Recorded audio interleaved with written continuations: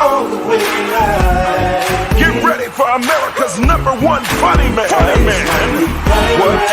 What? Hey. All the way live. Make some noise. Ladies and gentlemen, from LA to New York, Chicago to Mississippi, let's give it up for America's #1 funny man, Rodney.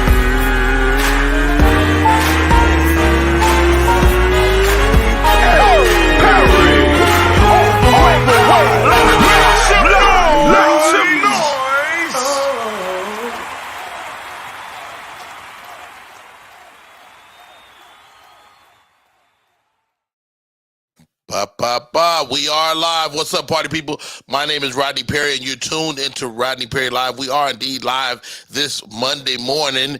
That man, the little bald-head black man on the show, is Rodney Perry, and that lady over there is Shani Scott on air. How are you, Shani?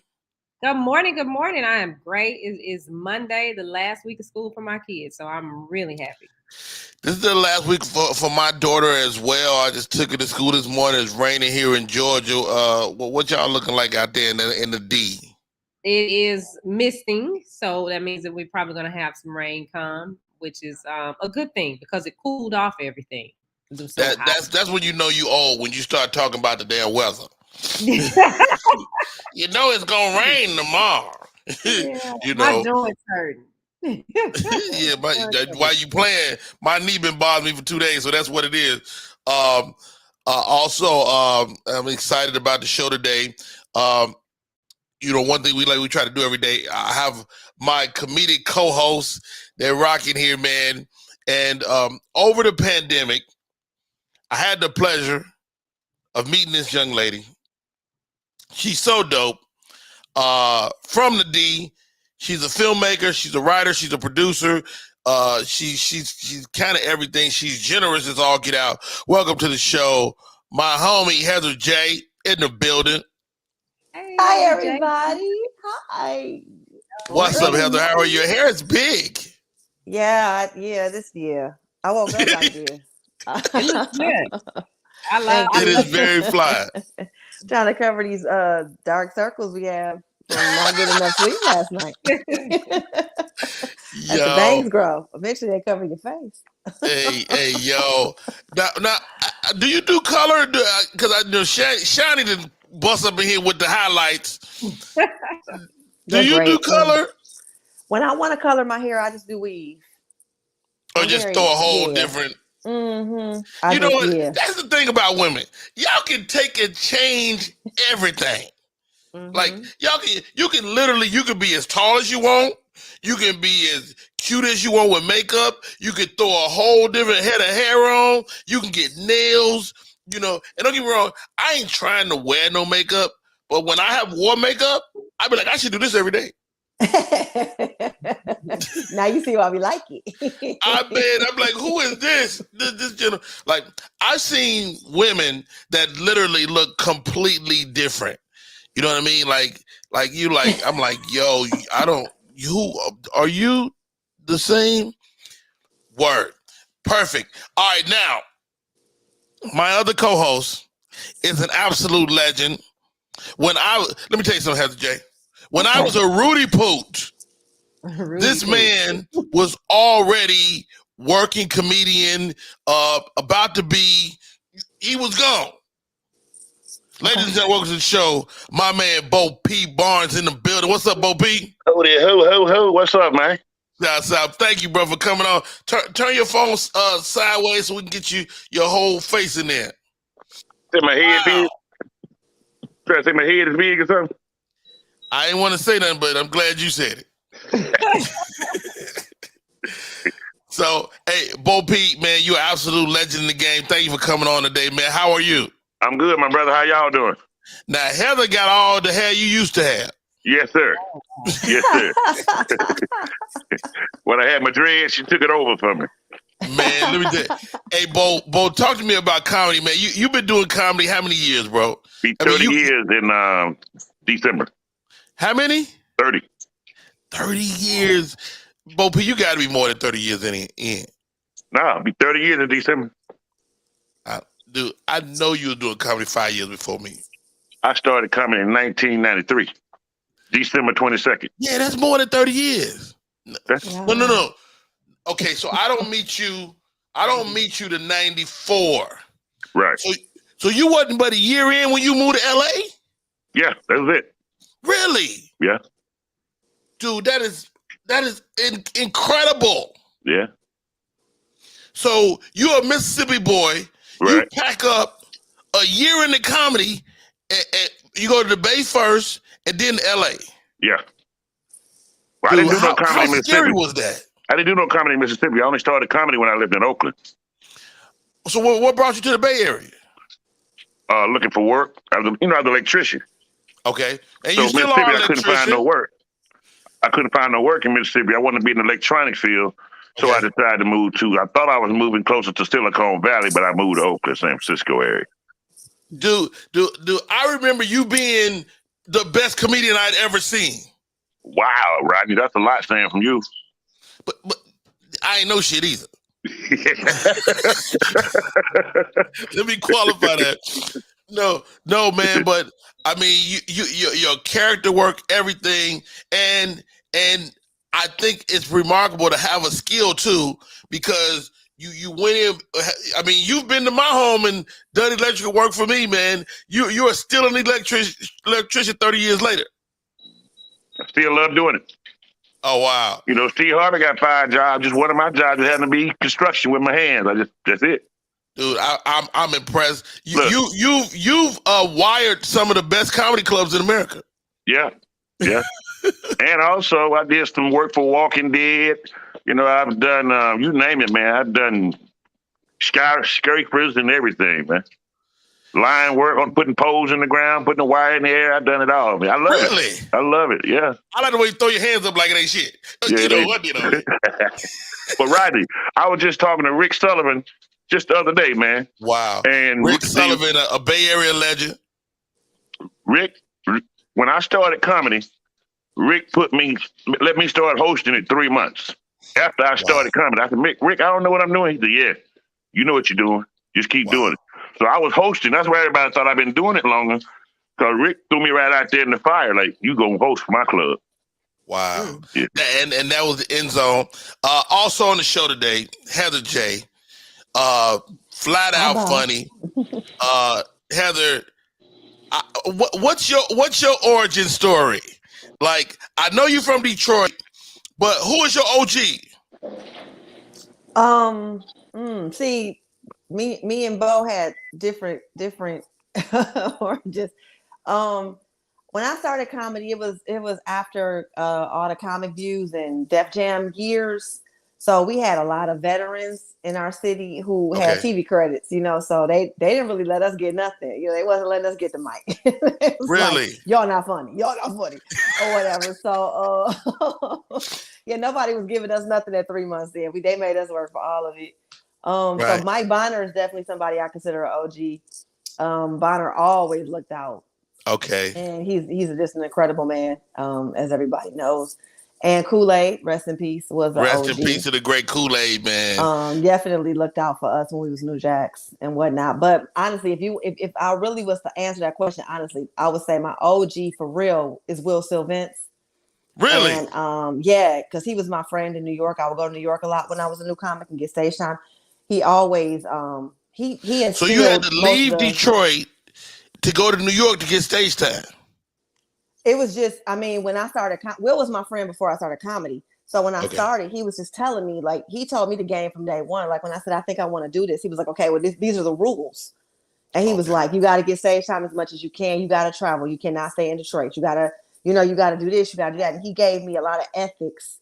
Like I said, I wasn't really able to get a lot in the beginning in Detroit because they were not trying to let us in. They just wasn't. We had to fight. We had to fight our way in. Now, when you say us, who is your contemporaries? Who are your peers?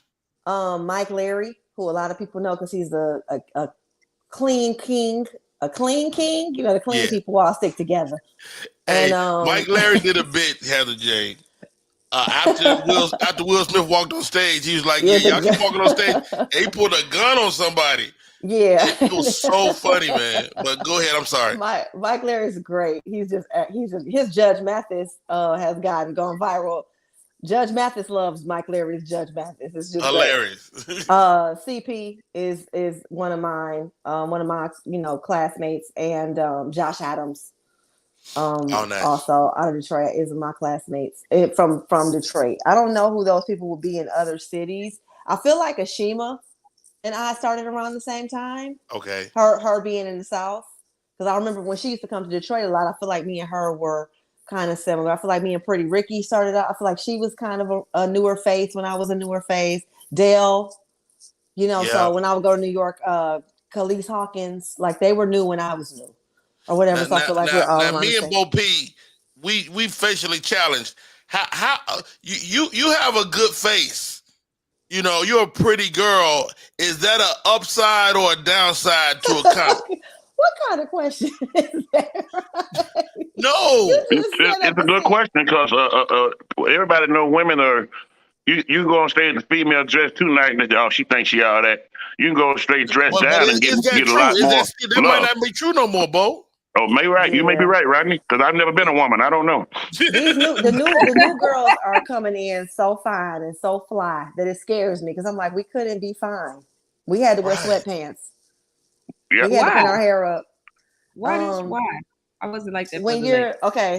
Because women are fantasy driven. So as long as a woman thinks she flyer than you, she can laugh at you. Yeah. It's just something aside. Yeah. That's why the big girls always got over in comedy, because even though a big girl take your man just as fast as anybody else can, in their mind, I'm sweeter than her, or she ain't, look, she's unattractive. But everybody allowed Samora to be pretty. Well, I feel like Samora took the quota, because I feel like Samora was the only one they were going to let be beautiful, and then they weren't going to let anybody else be. Well, that's a double standard for comics too, who are big guys. Because you're well can't over get away 6 foot. Am I right, Bo? Huh? You're well over 6 foot. Yeah, 6'3". And there is a discrimination of tall comedians. Yeah. Really? Yeah, we can never get away with stuff that Kevin Hart, AJ Johnson used to get away with. I've been on the road with guys like that, and AJ Johnson, he could walk up to a woman and pretty much grab a booty, titties, anything he wanted to do, and they just laugh, "Quit, little boy, quit." And my big ass did that, they're going to try to lock me up or knock me out. Yeah. You a threat. Yeah. You a threat. Yeah. hey, let's get into it, guys. Thank you. These are my co-hosts for today, Bo P. Barnes, an Apollo legend, and Heather J. She's out there. Heather is not only a comedian, but you're also a producer, a director. You make things happen. Author. I have books. You have books. Yeah, I write. Anybody that write a book get love from me. Let me tell you this little skinny ass book I wrote. This skinny ass book. But I'm proud of this little book, though. You know what I'm saying? You wrote one, though. What you talking about? It's 115 pages. I love my little book. And we're gonna talk about that before we get off the air, Heather. Your whole body of work. But let's get to the question of the day. All right. The question of the day kind of leads from the conversation we just had about Heather and her attractiveness. Do beautiful people live an easier life? OP. Do beautiful people, male or female, live an easier life? I feel like the world gets out of the way of good-looking people. I think they get a little more extra, attention because they're beautiful. Everybody want to be around beautiful people. It's just a known fact that beautiful people get a little bit more attention than ugly people. I mean, ugly people get a lot of attention, but it's negative attention. But not wait, not even ugly. Just if you got a regular face. Like I don't consider myself not good looking, but I'm not good looking. Like I don't want to be good looking. I'm a regular faced it. Yeah. No, you look it up with regular. Just come in it. Fig has got a regular face, but he might be handsome to somebody. Right. Fig is handsome. This guy. Yeah, he's light skinned. Like light skinned niggas always get a little bit of play, No, not just because he. But is that different from men and women? Heather J. Okay, Do you like handsome guys? I'm a collector of beautiful men. That's my thing. Is that really? My stable is hotties. Well, how's that working out for you? I'm satisfied. Oh, okay. Okay, well, stay right there, Heather J. Don't go nowhere. I got a What up, question. Pig? Okay, go ahead. Bo P just told us he was 6'3". He worked with his hands. He look a little light. You mean to tell me in 92 you wasn't fine? Because I'm getting fine ass vibes off you, Bo P. That's all over here like. I was never fine. I've always been ugly. That's why my company name Ugly Boy. Bo P, hold on. I was there, Bo P. You was cold as hell, nigga. You was cute as hell, nigga. Hey, now I wardrobe. I put it together well. I ensembled well. That's all. No, you identify as ugly, but you was a cute ass dude. Yeah, that's what I'm going to say. I feel Right, now, don't you ever call me cute again, man. Don't you ever call me cute again, man.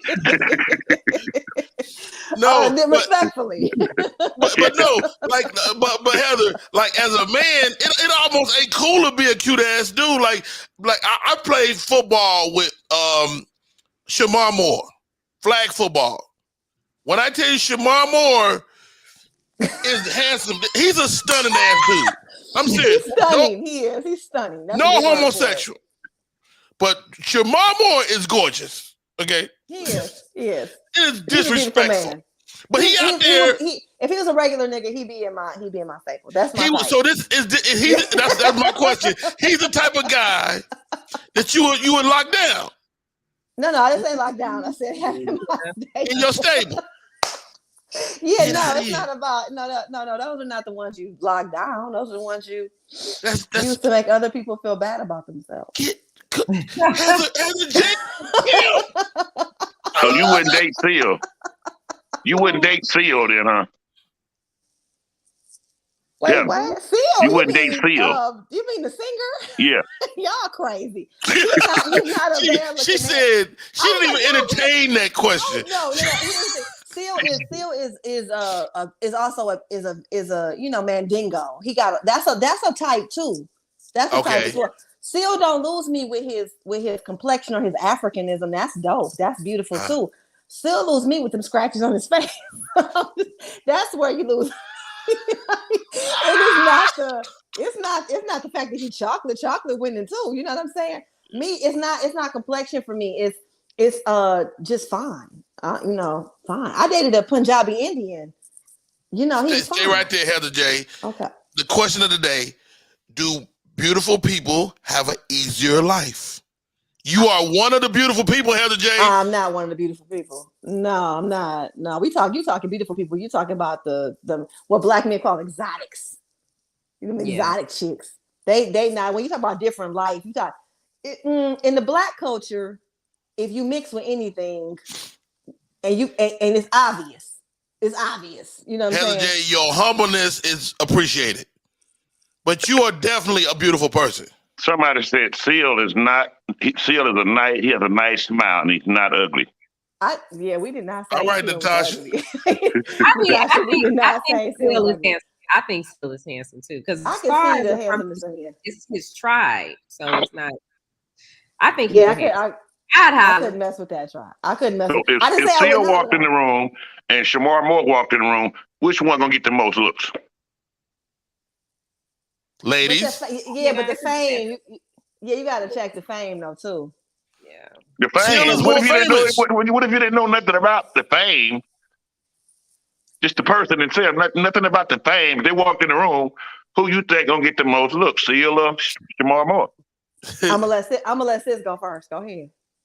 I think Shamar would get more looks just because he's a beautiful person. Yeah. Goodness gracious, y'all can't say it. I can't say he's beautiful. He's a man. No, he's ugly to me. Let me tell you, I'm a heterosexual. I'm never gay. Me either. Okay. Never gay. But I ain't never seen a pretty man. My boy is gorgeous. I ain't never seen a pretty man. I'm sorry. I appreciate Rodney's Candace. I appreciate where you're coming from. I feel like Seal would get more love from white women, and I think Shamar Moore would get more love from black women. Wow. But I think they will both get an equal amount of love. Because like I said, Seal is not I mean, you saw who he married, Heidi Klum. She was one of the most beautiful women in the world. She could have had anybody she wanted. She wanted Seal. You know what I mean? So but if nobody's you want saying he can't get to the stand love. out, if you want to stand out, you're the prettiest woman in the world. You want to stand out. You want to get the ugliest nigga in the world. You really stand out. But I think opposites attract too. I think that because she was so white, I think she saw the beauty in his blackness. You know, because he's not. Africans are a different kind But of black. let's not even factor white people in yet. Let's just on the black side. Just on the black side, Heather J. You know how we act about mixed people. Shamar more half white. You know how we act about the light skinned it is. Is your life easier because you're a beautiful person? I'll say this. If I clean myself up, I have different experiences than if I just walk out the house not cleaned up. And I think that's what we all can agree on. Like if I don't feel like I'm a number, I feel like I'm a range. Okay. I feel like if I put some work into myself, I could be a little better. But if I don't, I could be a 5. I could be a 4 if I don't do nothing to myself. I could look like my daddy. I could look like I'm looking like right now. Kevin Samuels, you were 2.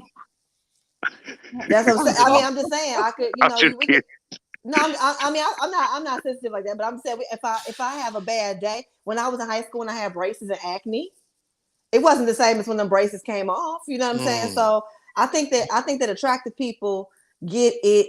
I had a friend when I was younger. She looked like J-Lo. Like she was like J-Lo level fine.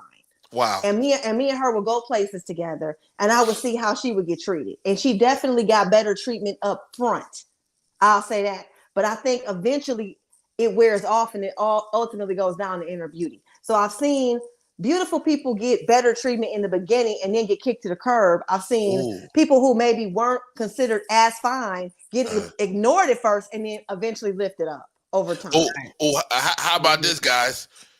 I think it's also geographical. Like guys from the Midwest, perception of beauty is different than a guy from the West Coast, than a guy from Mississippi, than a guy from Texas. Like black men, I'm talking about. So, like, if you're a black dude in America, your perception of beauty is way different depending on your geography. I'm from the Midwest, so Heather J is like, you are 9, 10. In my world, but in LA, I'm a 2. You heard? In LA, you might be a strong 6 or 7. I don't even think. You don't go that high in LA. I don't know. You got the most Shani is in Dallas. Shani is in Dallas, right? You know, a Dallas black dudes like white women. Shani, in Detroit, you would be winning in Detroit. All day. They would love you. They would love you. Yeah. Hey, Rodney. Yes. My company name is Ugly Boy, right?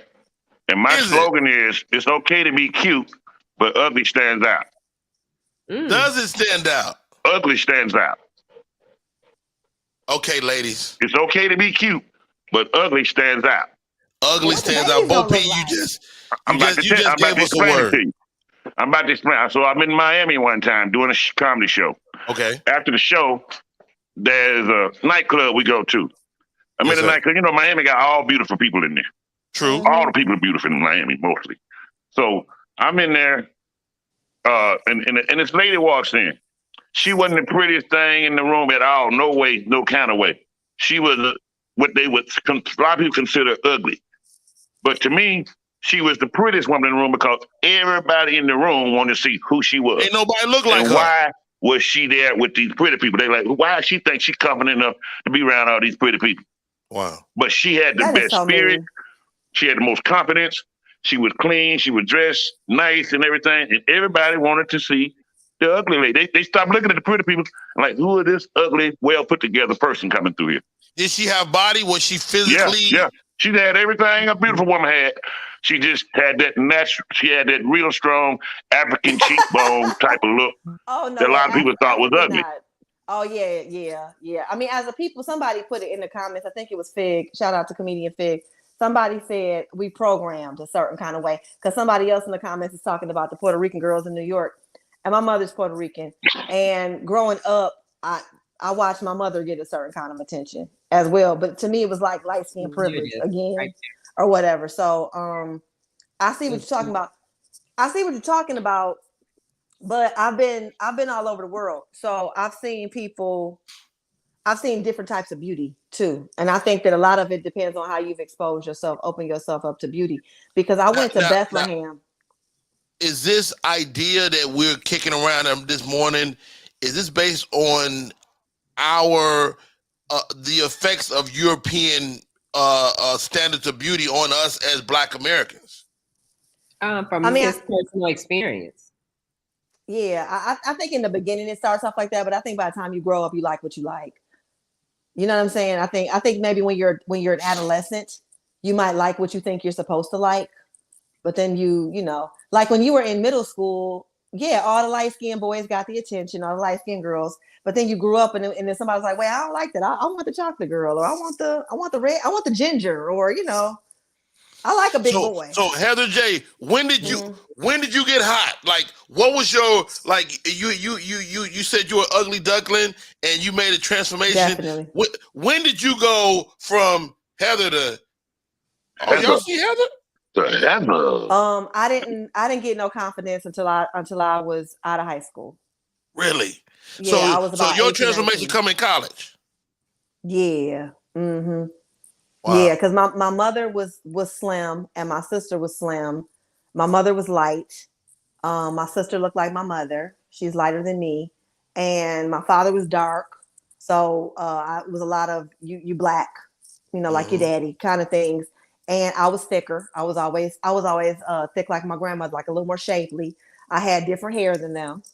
And I didn't fit in with my family. So I wasn't, you know what I'm saying? So it wasn't until I got old enough to get away from them a little bit that I was able to get the kind of like, oh no, attention. Hey, there's Heather. And I was like, oh wait, no, I'm not, you gotta see my sister. I'm not the pretty one. And them being like, no. And I'm like, no, you know, so that was like a whole thing. But then I started going to New York and I started seeing how Puerto Ricans be brown.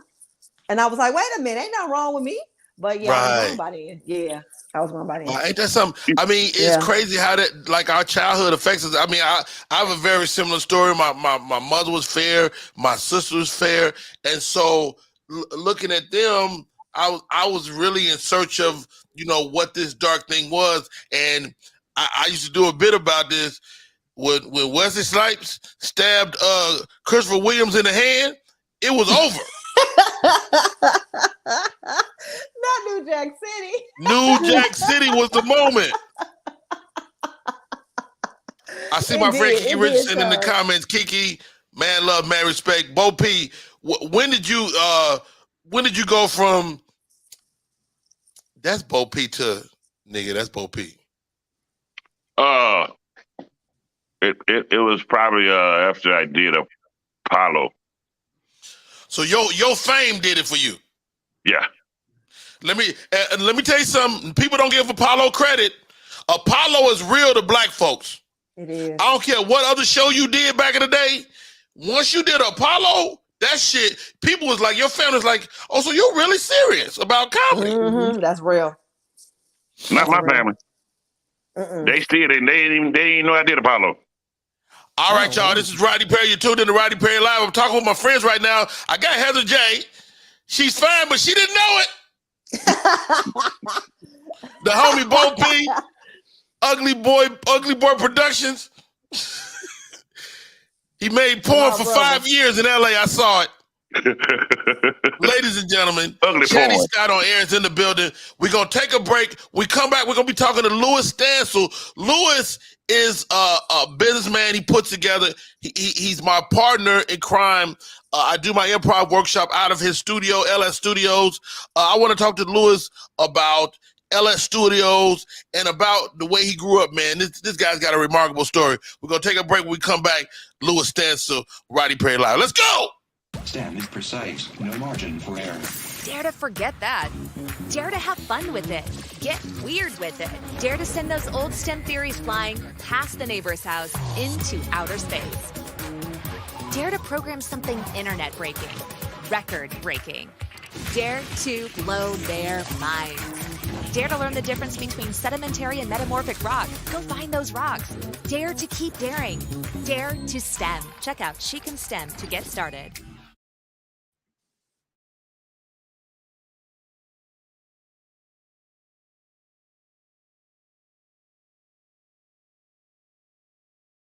Is it okay to call you Mom? Of course you can.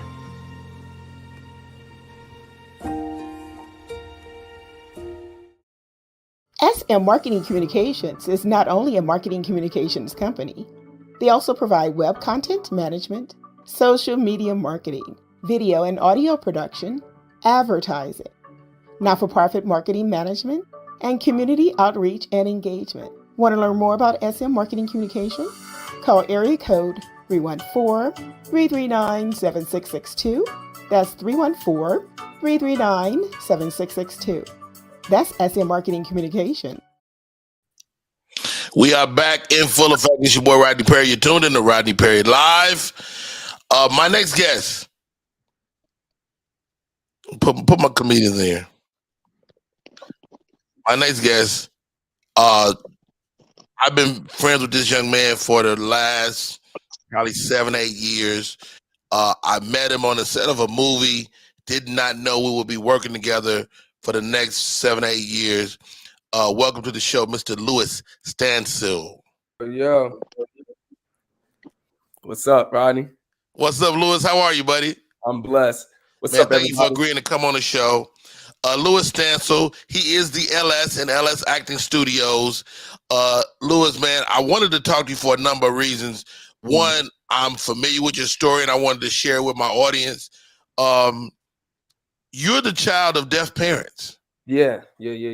We call that CODA. And CODA, what does that mean? Child of deaf. Yep, child of deaf adults. Yeah. Oh, get out. Okay, so And Louis, he wanted you on the show because he considered you ugly. So go ahead. I got you. Louis is a long way from ugly. You know what I'm saying? That's why I'm laughing, because I know it's a joke. Hey, how dope is that he know ain't no way you was talking to me? Right. Yeah, you know. That's the irony of being good looking. I'm telling you, good looking people live a better life. It's a light skin thing, Bo P. You know, we light skin. Oh, there we go. Which is another European trait. So, all right. Yes, sir. Albino people are light skinned too. You're right. You know, depending on who you ask. Don't even get me started. Don't get me started, Bo P. You breaking it down. Louis, Yes, sir. CODA, children of Deaf adults. Yeah. And I'm my buddy David Arnold does a joke. I want to say shout out to CODA, the movie, because it won Best Picture at the Academy this year, 2022. Really? It did. Okay. Yeah. I couldn't hear it for the slap. It's like this, you know. Applause. So man, do you lose a bit of your childhood having to help your parents? I do, yeah. I tell my story all the time that I grew up at age 2-3 years old because I always had to be an interpreter for my parents. You know, like doctor's appointments to, you know, in school, everywhere. I always had to be an interpreter. So I learned language, you know, that wasn't intended for, you know, a 10-year-old. Right. At a young age. So yeah. But I had to childhood too at the same time. You know what I mean? Right. Man, I think it's so interesting, man, because for you to like now you teach actors. Yeah. You help people find their way on. So you are the ultimate communicator.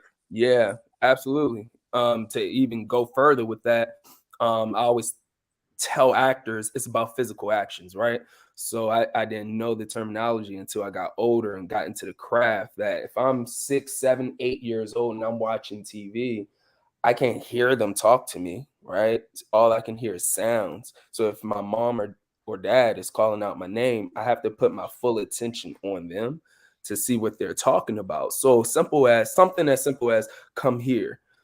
That's with the words that they're saying, but on the inside, are they angry at me, or are they sneaking to say come here? Are they being like quiet, or are they happy, or like whatever is resonating on the inside? That's what the physical action is going to show.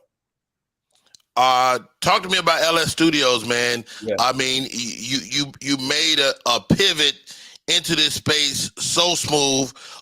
We lost your partner.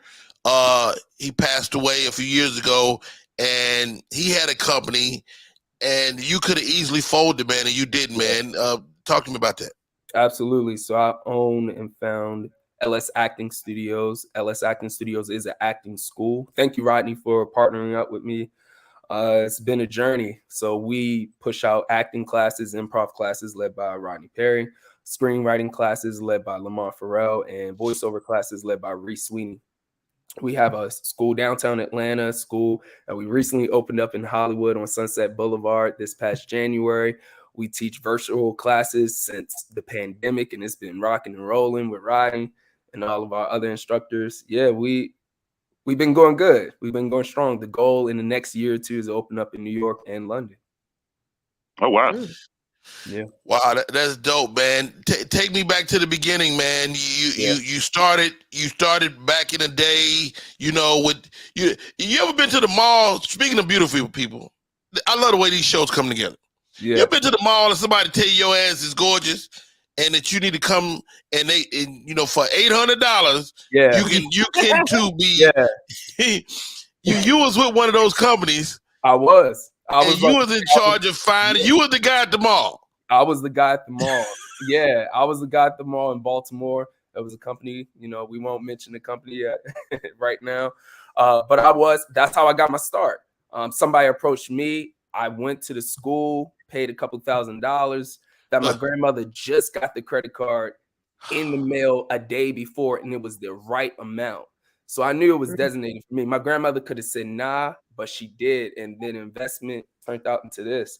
So we paid, and then boom, what happened was the agency director was like, yo, work for the school. From there, I just asked questions. I was 15 at that time. I'm from Baltimore, so, I had a lot of friends that was on the wire. And, they brought me on board, and I told them I was working here. They was like, nah, that don't sound right. But they brought in agents and managers at that company, and I got signed to Abrams Artist Agency in New York City. Which is a real agency. Yeah, and not knowing, they represent celebrities and all that. As soon as I got signed in New York, I was going back and forth from Baltimore to New York like 2-3 times a week for auditions for commercials. And then that's when I took it more serious. I trained in New York City, and then I worked behind the scenes in casting and talent agency. And I really recognized that God was blessing my hand, helping other people more. So I helped out Deaf Talent by, casting calls and whatnot at ABC, Fox, all the big casting offices in New York. And then that's what spearheaded it. Okay, so you have aspirations to be in front of the camera. Did you give up on your dream, or did you give way to another dream? I did, yeah, give way to another dream. I started off as an actor, and then, started a company, and then the rest was history. I just enjoyed helping people more. Recognized that, I can always get back into acting if I wanted to, but I fell out of love with the process of it for myself, as far as like auditioning. And I noticed every time I got a C-mail, I was like, because I was like excited to help other actors get put on. So I just released all my agents. I was signed in New York, LA, Atlanta. So I just let them know, like, I got to put a pause on this because, I'm starting a brand. Yeah. You have gotten rich, lost everything, and gotten rich again. Yeah, man. Yeah. Tell me about the wherewithal it takes to lose everything. Yeah, I was depressed, man. 25, 26. So I was working for a talent agency. I was actually on set After Earth. I remember this. This is when, the idea of being a businessman started. After Earth, Will Smith and Jaden Smith? Yeah. And Pierce Austin. I got to give a shout out to him. That's Will Smith barber. We were sitting next to each other. He was like, yo, what books are you reading? And I was like, I'm reading scripts right now. He was like, yo, you need to read this book called Rich Dad Poor Dad by Robert Kiyosaki, right? Of how you can make money while you're in Costa Rica. So I'm like, all right, bet. So I'm reading the book and I was like mind blown of, you know, the fundamentals of it all. So I started a company called TMR. It started in New York City, where it was ideally just having actors meet agents, managers, and casting directors, but with a difference. It wasn't just actors, you know, it was dancers and models as well. And because New York City is known for fashion, I brought in Wilhelmina models, Elite, Ford. So models was signing up like hotcakes for these classes, and dancers were signing up for like agencies called Block or agencies called Clear Talent Group. So with that being said, these talents signed up and it was like $10, $15 for a workshop. It blew up. Then I took it to New York City. Then I opened up 3 more locations, Atlanta, Chicago, and New Orleans. And 2.5 years later, I was named one of the top 5 companies by the Hollywood Reporter. Shortly after that, 2 months, I was sued for $1 million. Ouch. Yes, sir. That's when I was shitting bricks, man. I was nervous. However, I had great mentors. They told me, don't be nervous. You know, you got to get a lawyer. I lawyered up. And the rest from there, I was like still in my mind, like, yo, I'm going through a lawsuit right now. There's a hater that's happening right now about my business, my brand. So God rewired me to come back to Atlanta. Well, I moved to Atlanta from LA at the time. I sold my company, but I won the case 7-8 months later. You know, Okay. the case was squashed. But I'm living in Atlanta, and then that's when I met you, Rodney. Well, I met you prior to I came to Atlanta in 2016. We did products 2017. Yeah, around there. Yeah. So we did products, and then as an actor at the time, and then came back and worked for a production company in Atlanta at that time. And I didn't even know that was just a door opener to get in Atlanta. My mind says like, yo, why the hell am I in Atlanta? Work for a production company. I just been named one of the top 5 companies by the Hollywood Reporter, but that's how God rewired things. Not knowing the show or the movie that we did, products, ended up being in a film festival in LA. Yeah. And I went to Dustin Felder, God rest his. So Dustin Felder acting school. And I was like, yo, I'm in Atlanta right now. I'm not really doing what I was doing. You saw me because I met Dustin on After Earth. I met Dustin, you know, in LA. We were sharing the same building together when we had our school. So God strategically placed us together. When I came back from the movie, what we did, I was like, yo, it's in a film festival. I was like, yo, I'm out here for this film festival. I'm in Atlanta. And he was like, yo, you should start my school in Atlanta. I'm like, what? I was like, yeah, you should start my school. I saw you grow your business. Why not? So we decided, and then the rest is history. Wow, man. Today, we got a few minutes left.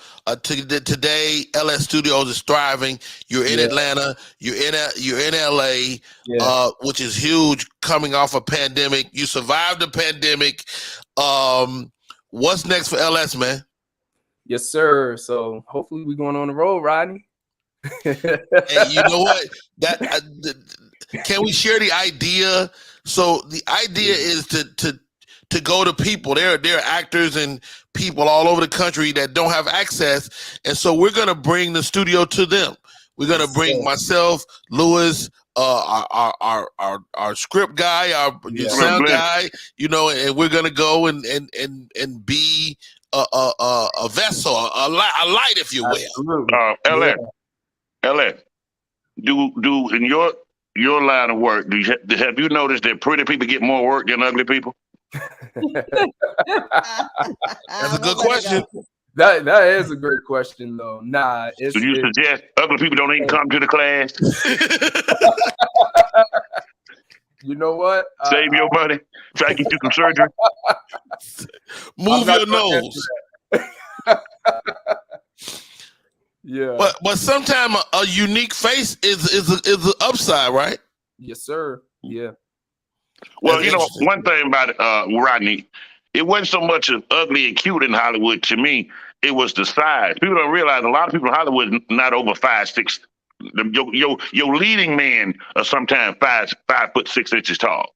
True. You know, when you got a brother like me, 6'3", standing there, your lead man is 5'6", they ain't not going to book you against them. They're not going to put you up against him. They're not going to let. They're going to let him shine. Unless it's a basketball episode, then they'll let you be the basketball player. You need tall people. Yeah. Or if it's a monster, they'll let you be the monster. Yeah. You can beat. Yeah. Boy, you about to stay, LS? No, I was saying that is true. You know, when it comes down to that, that's part of their decision making as producers. Of like height, it could be skin tone, all that. Yeah, because I had to do a screen test one time, and it was a movie with Eddie Murphy. And when I came in the room, they turned me around like, "Oh, he's too tall." Eddie ain't gonna stand next to that big motherfucker. Yeah. So wait, Eddie is what? Eddie might be 5'10" generously, but he's probably closer to 5'9". Yeah.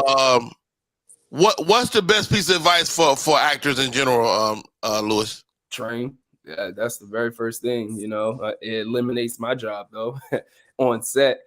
But yeah, train. Real quick, Lewis. You've been an acting coach to some dope people, man. Give me that list.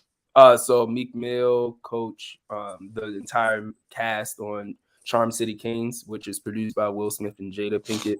Last year, recently, coach Pretty V on a new show called Rap Shit that Issa Rae pushed out. So that's congrats on her. And been working with Diddy on Revolt show all last year on pretty much all their projects. I brought you on, Rodney on one of them. So been coaching some of their hosts for their shows, which is Rhapsody to Justin LeBoy. And upcoming, I'm going to be coaching one of the, musicians that's hot right now this year on Revolt show. So once that drops, I'll share with y'all. Oh, wow.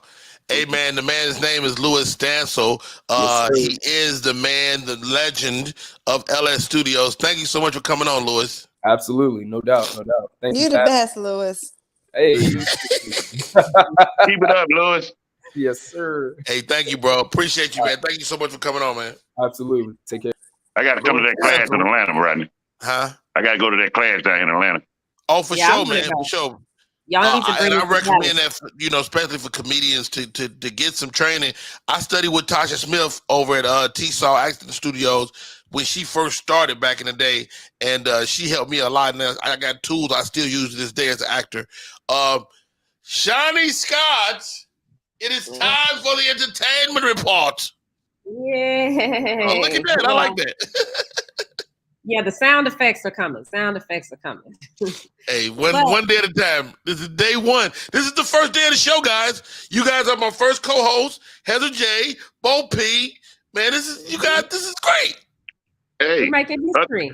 Ugly people are moving on up there. Yes. Hey, you got two of them on the show today, me and you. Well, speaking of ugly people, I guess I probably shouldn't say against it that way, but David Letterman, he's coming out with his, I can't remember what season it is of My Guest Needs No Introduction. Well, on this season. Oh, the Netflix show. Yeah, on Netflix. So he has Will Smith, Cardi B, and a list of other people. So now Will taped this before the whole Oscar thing happened. But what's interesting about it is that in his interview, Will talks about his career possibly tanking. Really? He had no idea that the whole slap with Chris Rock was going to happen. So they didn't give out too much information. So you're going to have to check out Netflix so you can see everything. Yeah, I read something that he had some type of premonition that his career was going to take a downturn. Mm-hmm. Yeah, so he talks about that with Dave. But this is before the Oscar thing ever happened. So that's interesting. But let me ask my co-host this, Heather Bo P. Going back, you're at the Oscars. You're Will Smith. You're the most famous guy in the world. What goes through your mind and goes, let me go slap this shit out of Chris Rock? Heather. We are so dramatic. He did not slap the shit out of Chris Rock. No. Now, I don't know if this is true, but Chris Rock said he had a little feces in his pants. Again, drama. You can look and see the way he hit. No, he didn't hit him that hard. I think it was more for just the effect of saying I'm gonna slap. I don't think he was really trying to hurt him. But I know it just sounds better to say he slapped the shit. You know what I mean? Like he didn't slap this shit out of nobody. We all done had the shit slapped out of us. We know what that feel like. We know how your face go from, you know, how your cheek or just we know that. We know that. Chris Rock's face it wasn't that bad. Heather J said it wasn't that bad.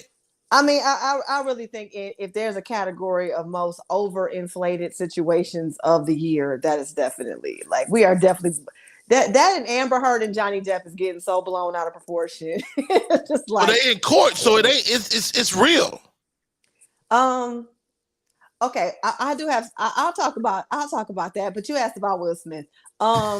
According to what y'all saying, he had a premonition. So sometimes, you know, you can will yourself into bad behavior.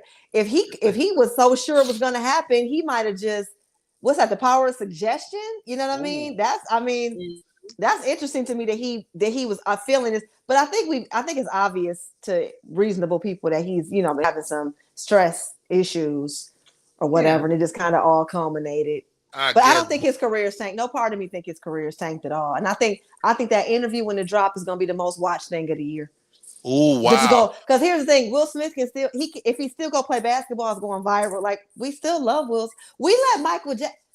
When we love you, we love you. We might be mad at you for a minute. We get over it. We love you. That's no true words have ever been spoken. Bo P, you on the stage at the Oscar doing your thing. You hosting the show, you killing. You do a joke about Will Smith, his lady. Is he coming up to have a chat with you? No, not me. No. I'm gonna shoot. You know, I keep that thing in my pocket. Wait a minute, you got a gun? I'll keep it in my pocket. I'm finna shoot the shit out of it. No, man. Let me tell you something right now. I don't know. I'm like, where's Oscar security? Somebody put out a gun at the Oscar. But let me tell you something, Rodney. You've been married. I've been married.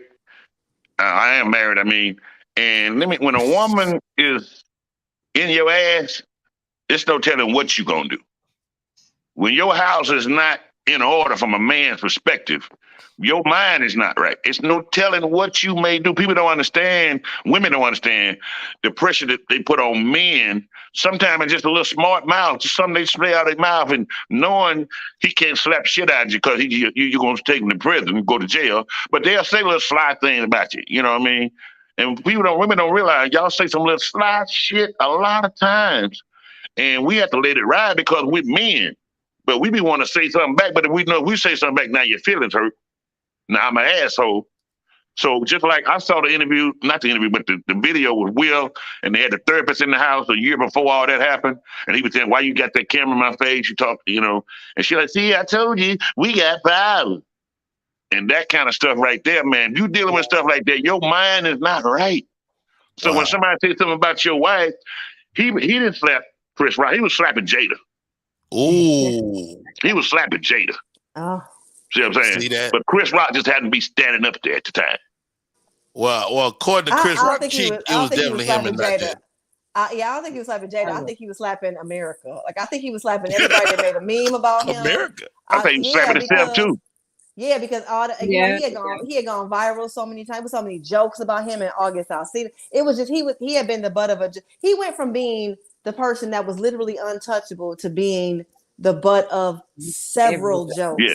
Now, and when your wife is out there telling people she having an affair with another man, man, come on, I'd have left then, man. What? See, this is where his mind messed up at right there. But she didn't say she it. not only the boy said did. that. Yeah, I'm sorry. What's it, Heather? She's not the one that came out with it. The guy did. But he knew what was going on. But I'm just saying, nobody could have predicted. They worked on their marriage. They got through it. They forgave each other for each other's dirt that they had done, which we both know they both was doing their dirt. And they thought it was over. And then here come August. Hey, y'all, I fucked Jada. It was like, nigga, we passed this shit. And then all of a sudden, it blew the fuck Is that up. what he said? They had already dealt with it as a unit, and they were moving past it. And then August trying to sell records, which ironically didn't even work. He didn't. The album still. Nobody know one song off the album. All they know is you had sex with Jada Pinkett. That's what he's known for. He didn't got more sales to be to have sex with Will. I think so too. I agree. I would have been more interested. I know I would have been more interested because I remember being like, okay, so so they had affairs. Okay, they whatever. I don't want none of that Jada Pinkett stuff myself. Candy Scott, what else you got? Oh yeah. Well, right. Will's career actually isn't over. It's been released. The head of Sony said that they're going to move forward with Bad Boys 4, and Will Smith will star in it. So his career is not completely over. And they could have kept Bad Boys 4 though. I wasn't really. Well, they could have kept Boy 3 wasn't bad. 3 for me. Well, now, as a man going to the theater now, I'm not looking at Will the same as a bad boy no more. I'm not looking at Will as a bad boy no more. Okay, but again, but that's because he's 60, dude. Okay, first of all, exactly, he's a bad man. Now he's a bad old man. Second of all, in Bad Boys 3, the way Bad Boys 3 ended, you should have lost respect for Mike. What was it, Mike Lowry? You should have lost respect for him then. This is the man's son tried to kill him. You know? Oh God. Whole story fell apart. Whole universe fell apart. Hard on Will with that situation because we watch people slap the mouth all the time on TV, and nobody is in an uproar about the Housewives, Love and Hip Hop, or these other soap operas. That ain't the same, Shani Scott. It is the same. They on there really fighting. Let me tell you something. All of Housewives slaps ain't nothing compared to the Will Smith slap. It's still disrespectful. It's still disrespectful and out of line. That's my I completely agree. It's disrespectful to slap a grown man, another grown man in the face. That is the worst thing you could do. I'd rather you punch me than slap me. I mean, a woman too. The Oscars turned into a reality show. That's what happened. And the Oscars, the ratings was low. Nobody was watching. People will watch the Oscars again. You know what I mean? It was more good came out of it, I think. This is the most interesting Chris Rock has been in a while. Chris Rock might be optimist. I mean, it's a business. Yeah, they're talking about having Chris Rock host the Oscars for 2023. So I mean, yeah, he was off the table. Also, I really think it's interesting how so much of other things that got overlooked that night because of if Will Smith had not slapped Chris Rock, I believe Chris Rock will be in the hot seat right now because when Chris Rock introduced the winners of the award, he referred to the one guy as 3 white guys and Questlove. And one of those guys was not white, he was Asian. And he was very upset about that was a very racially insensitive in this climate. That was very not PC in this climate. And Asians don't win Oscars just like black people don't win Oscars. So it was a big deal for that man, just like it was a big deal for black people. So had Will Smith not distracted from that, I believe Chris Rock would be. Hold on, Heather J, you telling me Chris Rock could have got slapped twice? I'm just saying the guy was livid. He did an article in the Hollywood Reporter about it. It just didn't get any traction. I think that was going to come back and bite Chris later. I feel like you know how they'll wait a few years and be like, remember that time somebody did that? I think that one because what he planned it. He told them the day before he was going to do it, so it wasn't the heat of the moment. He only cared about Quest winning that Oscar. He didn't care about nobody else on that team. And he minimized whoever heard of winning the Oscar and your name not called. And he was just like, and 3 white guys. And that was very, very horrible what he did. It's just but the man just got the shit slapped out of him. He wasn't right in the head either. He wasn't right in the head. But he planned it. He planned it the day, but he told them at the party the day before he was gonna do that. He told them, he said, if Quest wins, I'm gonna say Quest and 3 white guys. So it had nothing to do with the slap. So the Asian dude should have been like, by the way, I'm not white.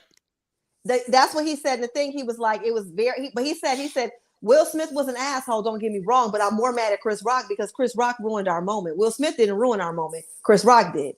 Because he Chris was like, Rock just got hit in the face. But if he planned to do it, that's what I'm saying. If he planned to do it, it was going to happen either way. He said the day before he was going to do it. So I don't know. I don't know. That's what the man is saying. Pretty And I people get all believe that kind of news, right? And ugly people don't get that kind of news. We that ain't was never heard of that. you got to read all the articles, not just the ones about Will Smith. I read the ones about Chris Rock too, because I felt there was more to the story. I always felt there was more going on with them. I always felt like there was some more between Chris and Will than just that. I love it. Hey, we're almost at the top of the hour. Heather J is in the building. A fabulous super comedian. Bo P is in the building. Hey, we're gonna take a break. We're gonna come back with more entertainment. We got more. Oh, well, I was going to seg into that. Speaking of that, the man that attacked Dave Chappelle, he's been interviewed by the New York Post, and he said the reason why he attacked Dave. No, don't tell it. Okay, we'll come back. Let's take a break, and we come back. We're going to find out the reason the man attacked Chris Rock, whatever, who he attacked. You know what I mean? We're going to take a break. We come back. We're gonna finish that up, and we're gonna get to know our co-host a little bit more at the top of the second hour. My name is Rodney Perry. You're tuned in to Rodney Perry Live. Man, but this is a fucking good show. I don't care what y'all say. Want your book or music to be published? Skip the confusion and rejections from others. Let BePublished.org publish and promote your work for less. BePublished.org handles it all, from cover design to worldwide distribution, with high quality and fast turnaround. You even keep rights and royalties. Everything was perfect. You made my dream come true. My book and CD look so good. Call 972-880-8316 now. BePublished.org. 972-880-8316.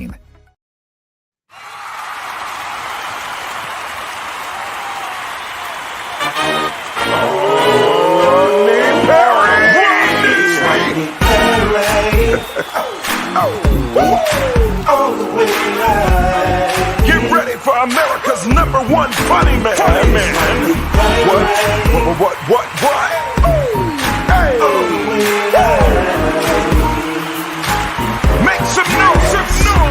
Ladies and gentlemen, from LA to New York, Chicago to Mississippi, let's give it up for America's #1 funny man, Rodney.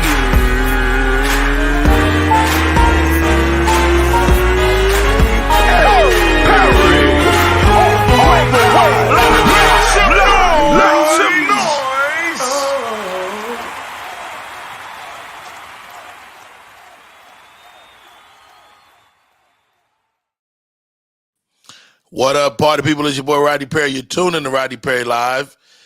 How are you? So, at the top of the show, Shani, I want to go me full screen. Okay. Just me.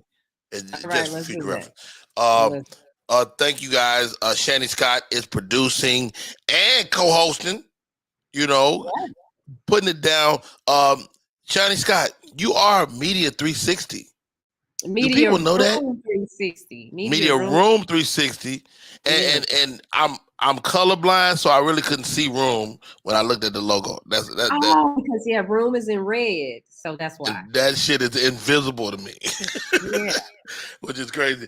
Talk to me about Media Room 360, man, because I mean, you're so dynamic to me to start your own business and get it out there. You got shows, you got so much great stuff happening. Talk to me about that. So Media Room 360 was born in 2017 when I was diagnosed with breast cancer. So I worked in radio 28 years. This is year 28. 2016, I got diagnosed. 2017, I had to leave my corporate job, but they still wanted me a voice track because they said, listen, if you leave, we'll lose $2.8 million. And I said, wait a minute, is that because I was the brand manager, the public affairs director, and of course on-air talent. I said, well, are you talking about my station will lose that or Shawnee Scott will lose that? And they said, no, that's all attached to you for first quarter, all of your endorsements. And we don't want to lose that. So can we work something out? I said, yeah, we worked this $2.8 million on top of what I'm already getting paid. So the company agreed to that. We got through the year, and at the end of the year, I made more money than I ever had in corporate radio. So I said, wait a minute, I'm never going back. Talk about a blessing. Let me figure some things out. So it started as a internet radio station, And I started coaching other people that wanted to get into radio because I started when I was 17, didn't have a coach, any no mentors or anything, and it was a rough start getting in. And then eventually I said, well, let's do something different. And I actually started doing lives like this in 2014 when I was at the station, but nobody was doing it. I was trying to get my other, radio people like, look, we need to do this. We need to do this. And like, nah, we good. Because nobody had ever got fired yet. But once right. started going through that, they were like, okay, Shawnee, let's work this out. And now Media Room is here. We are a streaming platform. We stream into over 40 million homes daily. But there's also a technical side to my company. So when you go to Walmart and you're checking out by yourself, my company puts those in. We put those POSs in. And then we're also working on I have a contract coming up with Dollar General because they want to add cameras to their individual checkout, their little POSs. So we do a couple things. Get out of here, man. I think that is so dope, man. And I thank you for allowing me to partner with you on this show. I'm loving it. This is our first date. Can you believe it, Shannon Scott? Yeah, it feels like a first date. Me and Uncle Rodney going to the Uncle park. Rodney is in the building. My co-host today, this young lady is a great talent, and I didn't know her. And I know Detroiters. I know Detroit comics. I know Spanky Hayes and Joe Blunt and all my, Mike Bonner. Her name is Heather J. And sometimes when you meet a Heather J, throw on the screen. Sometimes when you meet Heather J, you're like, how come I don't already know this lady? Because she was not just a talent. She was willing to give that thing to other comics and listen to them. We would do all these workshops on Clubhouse, and she would give great feedback. And I really judge comics not on their set all the time, but like their willingness to give the game. And you're absolutely that girl, Heather J. What is it about you that not only can share the game, but share it in such a way that a guy or a girl could be a better comedian? I think it's my passion for comedy. Like I really be studying. I'm a terrible person to watch comedy with. I'm a terrible person. Because you know, Rodney, you know how we do. We watch comedy like this. Ha, yeah, that's funny. That was good. Yeah. I see what he did right there. Call back. Oh yeah, let's go. Right. Like that's how we watch comedy. When other people are laughing and hollering, we're like, yeah. So right. I just think I spent, and I did come up in the city with killers, comedy killers. I was friends with killers. Like I said earlier, my mentor was a killer. You know what I mean? So I watched people. What up, Cheryl? People just rip. You know what I mean? So I'm watching like, okay, now I want to do that. And then I'm thinking about what I'm doing as a new jack, and I'm like, I'm not doing that. So what? And being a mathematical person, being more of an analytical person, I deconstruct it and I tried to make it make sense. Well, when is your birthday? February 15th. I'm an Aquarius. My wife is 15th, isn't it? Yeah. Yeah, you know, the February babies are a little different. Well, you Aquarius, a little more analytical. Boy. Yeah. You have not been loved till you've been loved by an Aquarius woman. I agree with that. I do agree with that. But so you know, you trying to analyze, and you know, it's an art, so it's creative, but it's like you're looking for the formula. Like, how do I do that? And I think in my quest to find my own voice, to find my own funny, I just I started seeing the layers. Like it's the joke, it's the performance. It's the joke, the performance, the polish. It's the joke, the performance, the polish, the tags. You know what I mean? So over the years, you just kind of see it. And then I didn't want people to struggle the way I struggled with no direction. I felt like I had no direction my first few years of comedy. So I always help the new guys when I can. Tell me about the day you was like, yo, I get it. Like, what was the aha moment for you? Detroit is the blackest city in America. Okay. I was not considered a urban comic when I was new. Ooh. First of all, my name is Heather. There's just people think they know you. You go on stage, they think they know you. I don't, I kind of have, good diction or whatever. So this guy, you talk like a white girl, proper, whatever. Because I was coming out of corporate, like Shani. I was coming out of corporate when I started comedy. So I definitely had a corporate vibe on me. It's gone now, completely gone now. Like corporate is gone. Oh my God, I'm so like the fuck in the office. The fuck. If they asked me to work in the office there right now, I would be like, yeah, can we help you? Okay, whatever. What you talking about, girl? Bye. Like that would me. But back when I finished school and everything, and I was in corporate, I would have been like, hey, I was like corporate Heather. I had a briefcase, and yeah, it was a different person. So I didn't really fit in. And it was difficult because I am Black. They was telling me I couldn't make Black people laugh, but I was like, how? I was raised in the ghetto. I'm Black. What are you talking about? I can't make Black people laugh. So it took a minute for me to find my my voice. So my aha moment was when I did White Club, and the jokes that wasn't working on the Black side destroyed on the white side. And I was like, oh wait, I got it. I just got to figure out how to do it over here now. You know what I mean? Because back in my, when I was coming up, we had two different sets. We had mainstream white sets, and then we had Black sets. Right. And now I would never encourage nobody. I would tell you to be the same comic. I would be like, don't do that shit. Just find the people that like you how you are, regardless of their race. But if you wanted to get work, you had to be able to work in the mainstream rooms. Very true. You couldn't. They used to say to us, Rodney. They used to say to us, don't be Def Jammy. We're not looking for Def Jam comics. Very or whatever. true. That was their way of letting us know, don't be like black that. it up. Don't be blackity black. So if you wanted the booking, if you wanted to work, you kind of had to be able to shift. And I always was able to do both or whatever. So now I feel like I'm the same person. I brought my personalities together because it was hard juggling. And so two now sets. and two personas. So it was like on the white side, I could be Heather. Nobody cared. But on the Black side, I had to be Heather J because Heather sounded like a white girl. You know what I mean? Heather J gave it a little more oomph or whatever. Right. So now I'm just Heather J. I don't care. That's my mother named me. So, it's just and so it was difficult to find my voice in the beginning because I was writing jokes, hood jokes. I had jokes about dope dealers and crackheads, and then I would go over here and be like, "You ever been at work?" And right. So now I'm just me. But I think what happens is your overall voice just gets stronger. I think so. Yeah. And when I got out to California, I'm not afraid of nothing because I have made drug dealers laugh in Detroit and racists laugh in suburban Michigan. You know what I mean? Like, you think I'm scared of industry? No, you guys don't shoot people when they're not funny.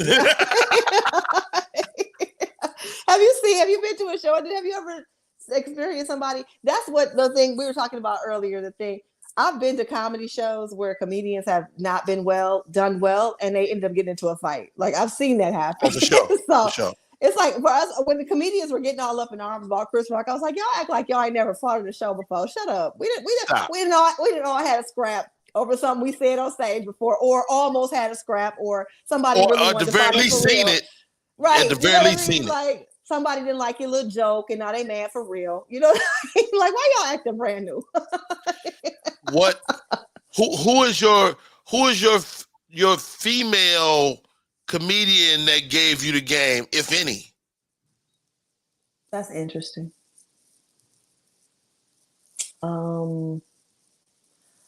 Yeah, we ain't had it. Really? I mean, is it because so few comics in the D, or? Shani D took me on the road with her when I was a year in comedy. She took me to New York with her. Actually, we took each other to New York because we both had plugs. Like I said, I have friends and plugs that connect and stuff too. So but she reached out on some like, hey, I'm a veteran, you're new, come to New York, or whatever with me. Okay. Comedian Coco, gave me some tidbits after I had been doing it for about 2 years. She would always advise us on our appearance and things that were important like that. But I just think that the way the game was set up, especially coming out of the Def Jam era. Cause like y'all literally like Def Jam and Comic View made y'all celebrities overnight. Yeah. And it really did blow up Black comedy. And I just think that wherever there's success, wherever there's money, y'all were working all over. You know, I hear So stories about how y'all was getting all the what money. year are we talking about for you? What years? I started in 06. Oh, so you're in the early. So that was an interesting time. It was. Because there's Y'all was no eating, TV y'all was still shows. eating. The There's no TV is show. done. The TV is completely done, but y'all was eating good off of the TV y'all had done. But exactly. So what also happened is my group didn't graduate. The group, like, used to do comedy and you would graduate to TV and or film. And so the group just before me, and we'll talk to Bo P in a minute, the group just before me kind of didn't graduate, which left a backlog with my group, which affected your group. Yes, absolutely. I agree. It's still affecting us, like here in the 2022. I absolutely agree. Yeah, because I can see that as well, because I can see some people that feel like they fell through the cracks, who feel deserving, who feel like they fell through the cracks. But at that time, like I said, they really wasn't letting us in. So wherever you see money and success, you see contention, you see jealousy, and you see cop blocking, and you see gatekeeping.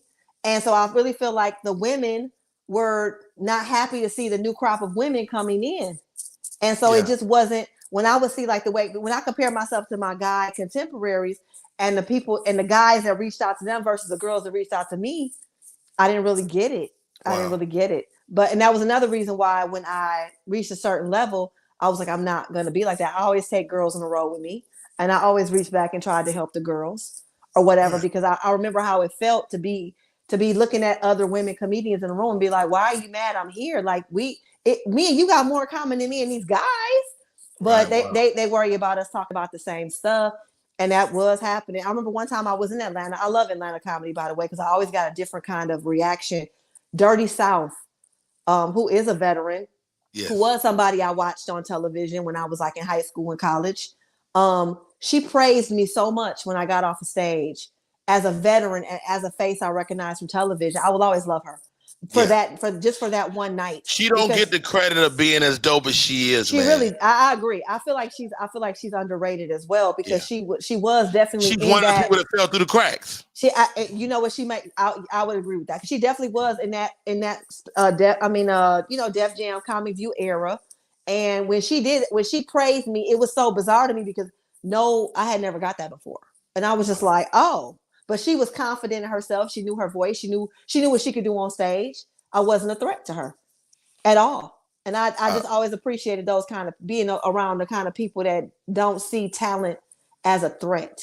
I just want the show to be good. I don't care who's funny. I want us all, at the end of the night, we all take a bow. You know what I mean? We all take a bow. You know what I mean? So if you got to be the only one that's funny and everybody else got to be less funny than you, that's not an energy I ever want to be around. You know, but I know we got people like that in this business, but them never was my kind of people. It is what it is. Hey, her name is Heather J. Heather J, stay right there. We'll come back to you in a second. I want to talk to Bo P. All right. When I was a Rudy Poot, you was one of them guys, man. As far as willingness to share the game, as far as slaying a room. Like, I seen you were the first comic I seen make a nigga get up and walk around his chair. Like, you see dude ripping so hard, the dude get up and walk around his chair. Like, dude, it would be unreal, Bo, what you would do to audiences, dog. Talk to me. Heather and I were just talking about that era, but you were a part of the folks that was right there. You know, Mark Curry, Cash was starting to get on TV, sitcoms. You was right there, man. Talk to me about being right there and what that era was. Because, I mean, Def Jam had happened, Comic View, Apollo, all that stuff was happening around that time. Rodney, when they said fell through the crack, I fell through a hole. Okay, tell me. Just for example, I did Apollo. First time I did Apollo, I got booed then because I got booed because Mark Curry was hosting. and he came out. This is when Biggie and the Tupac thing was real big. And East Coast, West Coast beef. Yeah. So when he came out, he said all the way from Oakland, California, and they started booing right then. They haven't even seen me, didn't know me from nobody. They hadn't seen me yet. They was booing when I walked out on stage. So the stage the manager said, if you stay out here 11 seconds, you get your whole pay. They booed for 1 minute, and I just stood there on stage holding the mic, looking for him to tell me to get off. I didn't say a word. When he said get off stage, I said, thank y'all. Y'all been saying boo all night. They said, no, we saying boo. I said, okay, I'm gone. And so that's one thing. Right. Do you have footage of that? Yeah. No, I don't have footage of that. They didn't give me. Oh, that would be crazy. Okay. I tried to get it, but check this out. But they brought me back a year later. I did that. But okay. I did Def Jam twice, right? Okay. I was managed by Stan Lathan and Russell Simmons. Really? I never got aired not one time on Def Jam.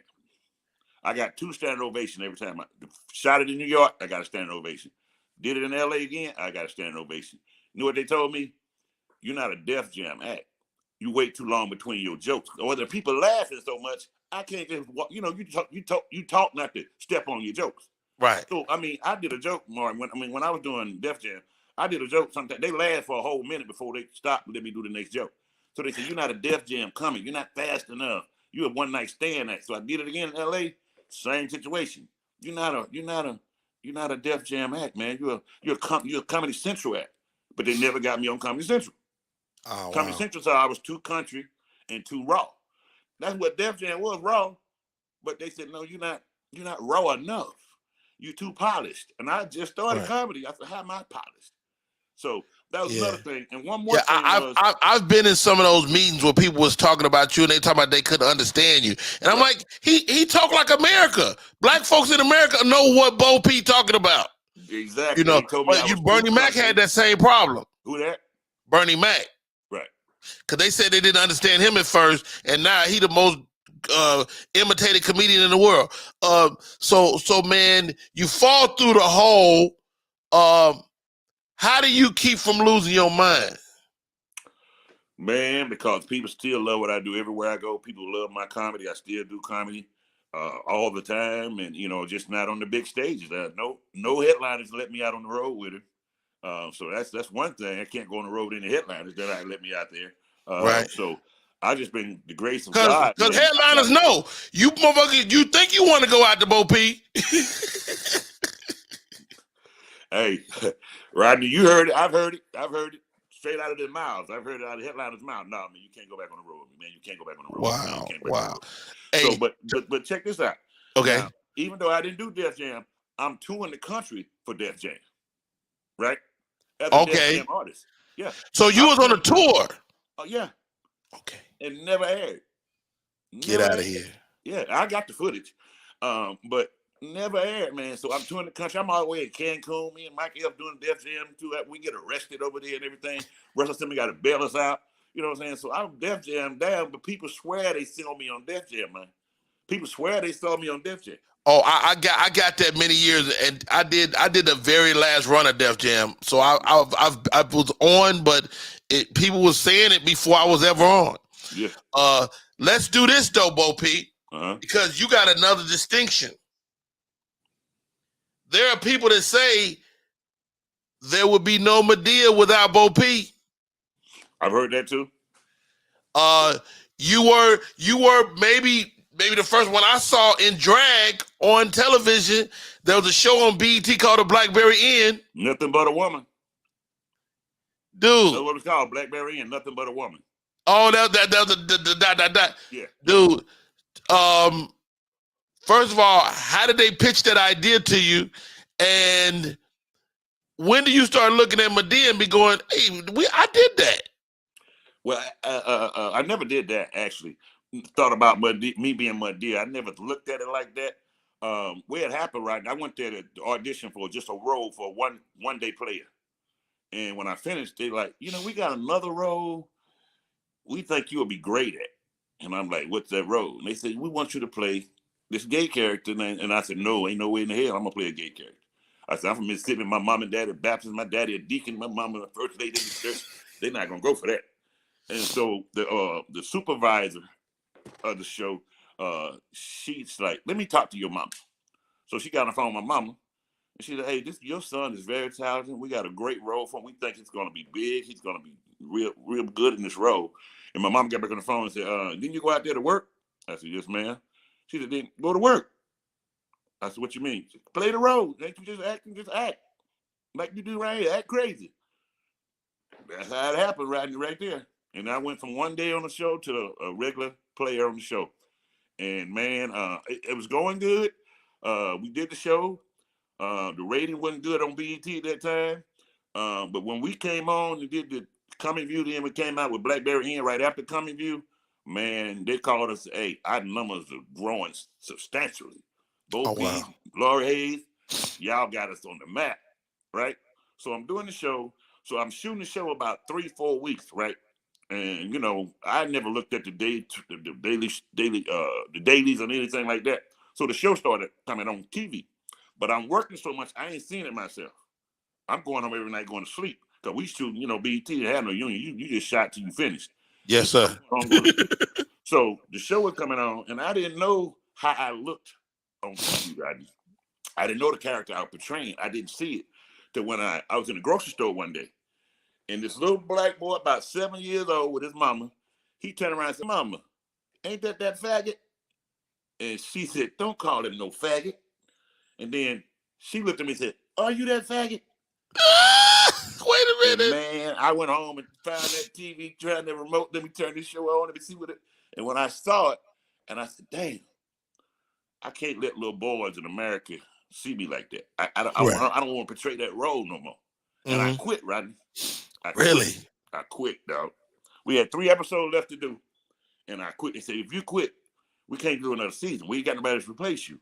I said, I'm sorry. I said, but y'all can't write me in some kind of way to, like, I'm like the dude that be on that time. I ain't gay no more. I ain't gay no more. I love women. I said, if y'all can't find a way for me to be a man, come back to a straight man on this show, I can't do it no more. I said, I don't want to portray that type of look to young boys. And I don't want to be conceived like that. I don't want to go out around people thinking, because people thought I was gay, right? Oh, wow. People actually thought, I mean, I got called from the Santa Monica boys theater group. They want me to do a 52-city tour. And I said, my agent was like, I got you a 52-city tour with the Santa Monica men's theater. Okay. I'm like, cool. They want you to be a lead actor. Oh, cool. When they found out, I didn't know they were gay either. When they found out I wasn't gay, the guy said, you ain't gay? I said, no, I'm not gay. You have to be gay? He said, yeah, well, you're going to be uncomfortable on the road with a bunch of gay men if you're not gay. I said, you damn right. I'm not doing that. So we go from there, Rodney, to Miller Lite vibe with Magic Johnson, Quincy Jones, and Keenan Wayans. They're doing the Vibe TV show. Yes. So I'm doing a 32-city tour to introduce the new Vibe TV show coming on. Okay. I'm on 32 cities, right? So I'm supposed to be on the Vibe show. When it got down to be on the show, oh, he too country. We did, you know how they do the little marketing thing and see if his name and face is recognizable enough. Right. To you on that. Oh, nobody knows him. So I got kicked out of the Vibe thing. Oh, so man. I've been stopped on every level of making it big. Real big, you know what I'm saying? I live a comfortable life working what I'm doing, but I'm not on that big level. No way. No how. Wow. You know what I'm saying? I'm playing golf with Cat Williams. He's telling me every day, boy, I'm going to put you on the road, man. I got something for you. My wife is like, why do they keep telling you that? I'm here listening to them, and nobody's calling you to go on the road. I said, baby, they say that all the time. I said, but these are friends of mine. Right. I'm more personal friends with them than and we never talk about work. You know the people I hang out with. I never ask them where you going, what you doing. We just friends, and none of them ever take me on the road. You know who I know. I'm not gonna call no names. Yes, sir. None of them ever take me on the road with. So Bo P has always had to blaze his own path, as they say. You know what I'm saying? Yeah, man. And I have no problem with that. Dude, I think you're one of the most generous people, man, and I won't give you no hollow promises because I'm not one of those guys. But I tell you what, if they ever shine that light on Rodney Perry, they gonna shine it on you too. I appreciate that, Rodney. Same here, boy. I ain't scared of no funny people. I put funny people on shows with me all the time. Yes, sir. So let me bring up Heather and Bo, man. two great chats today, man. Thank you guys for being my co-host today. The very first show, Heather J in the building. Very first show, Heather J. I am so moved. Man, huh? I listening to Bo's story, I am so moved. I am just over here feeling all the feels for the brother right now. I done Googled the set. I watched the set while y'all was talking. You are sadly funny. I watched it on YouTube while you guys were talking. I looked for the Blackberry Inn, couldn't find it. They hid that. Yeah, they watched it on the you internet. think about it, a lot of the comic views is hidden. You can't find comic view really more than 2 or 3 places in the world. Wow, man, you know what? We had these journeys, man, and you know, I think as comedians, the fact that you still making people laugh, you know, and I try not to. I used to be a judge of comics, man. You know, no, so and so ain't funny, or so and so didn't make it. But the reality is, if you don't know, you can't judge a man's journey until you know what he want. You know what I'm saying? And so, you know, you come to my house and fix my electrical. You know, I'm like, this is a valuable human being to me. They're going on the road the next day. hey, you know what? How about this, guys? What are the words you live by? That's a good question, bro. What are the words you live by? I live by my creed. My thing is every day is my favorite day. So if I don't get to see tomorrow, that's my worst day. So every day is my favorite day because I got another day to fight and win. So yes, sir. I don't care about what happened in my past. I don't look at that as, oh, woe is me. You never heard me, woe is me. I just keep moving on. Luckily I got faithful promoters around the country who still like my comedy and keep calling me. But I've never had a bad day right now. Every day is my best day, brother. Every day is my best day. I love that. Yeah. I'm gonna adopt that. I love that. Heather J. Love is free. Love is free. Is it? Love is free. It is an infinite resource. That is very true. Love is free. Love is free. The things God gave us, we never have to search for. Water and love, like like air. These are the things God gave us that we need to sustain ourselves. And the fact that love is just as accessible to us as oxygen is how we know we're supposed to be using it more. And I don't think we use it enough. I definitely think show business is devoid of acts of love and just kindness and the kind of mercy and grace we should be giving each other. So I at first I wanted to be an entertainer. Now I want to be a good human being that does comedy. You know what I mean? So that's my struggle. I wake up and I want to just be a good person. I want to do good works. I want to help people. I want to spread love. I want to be deserving of the things I ask God for. We ask God to make us famous. You know what I mean? Like, think about the things we ask God for. Yeah. There are people asking for food. We're asking for fame. How dare us? You know what I mean? And it's like, what is the payment? What is the payment for something, to ask for something so huge? Oh, I need 15,000 followers. You know what I mean? Do I though? You know what I mean? Do I though? Do I need God, like, that's what you want to hit me up for? You can ask me for anything in the world. There's people in the Ukraine. Y'all want to help the brothers in the Ukraine?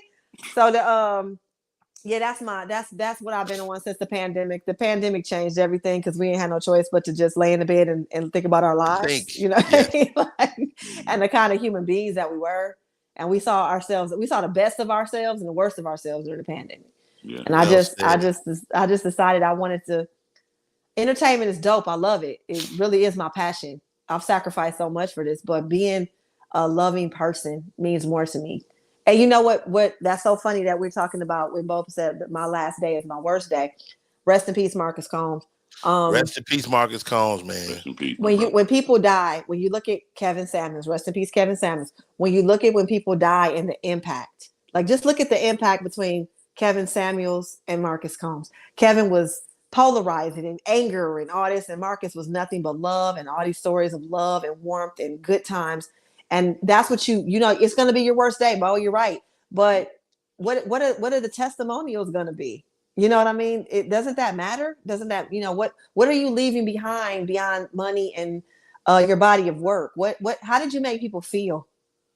Yeah, When they Wow, think how of did you you, make how did you people make people feel? feel? You know. I know what you're talking about. Rodney will tell you when I lived in LA, I had about 8, 9, 11 people sleeping on my living room floor, trying to help comics who moved to LA. And when they got to LA, people said that they could stay with them. But when they got there, man, they told me I could stay with them, but they wouldn't let me stay with them. So I just like, hey man, I ain't got nothing but I got room on my floor. If you want to sleep there. And he'll tell you I had 11 people at one time staying in my apartment. I love those stories. I love that. That's the And good. all That's of the them are cool coming. thing. All of them That's are the cool coming. thing about you guys' generation. Godfrey tells stories about him and Leslie Jones and Viola Davis living in a building together, and those stories are really cool. Just to hear the camaraderie and just the love. But comedians are dope people. We just have an angry side. But don't you find out? Did you find out like me when you start comedy? Your friends that you grew up with, all your friends around you, they still gonna be your friends. But when you get in comedy, this a family now. Yeah. You hang out Yeah, more with you. comics than you do your best friends and your I other. think that I definitely think you lose. I think you lose touch. You grow in a different direction than the people you grew up with. You still love them; they still love Yeah. you. But it's you get like I notice when I get around people I grew up with, we don't have as much to talk about. Like It's two it's just different like things. It's like they're regular people. It's like you're a superhero. yeah, It's like, nigga, you could fly. I mean, we cool, but you can fucking fly. Right. Yeah. And they expect That- when you come around, you are the whole center of attention. Everybody want to talk to you. They want to talk what you're doing now. Hey man, and that might not rub them all the right way too. You got some that's not gonna like that. Yeah. As well, and you don't understand what the problem is because you just still being the same you always was. You a superhero. You fucking can fly. Right. So when I'm around you my saying friends that now, in the that's comedy funny. business, I never talk about entertainment. I never talk about comedy. I don't try to show up and be all that. You know, we just go fishing. But what you can't affect is how they perceive you. Exactly. Because you cannot talk about it and it still be the center of attention. Still be the center of attention. Yeah. I agree with that. But here are the words I live by, guys. Forget what you know. I talk to my daughter who runs track all the time. And track is a sport of absolutes, right?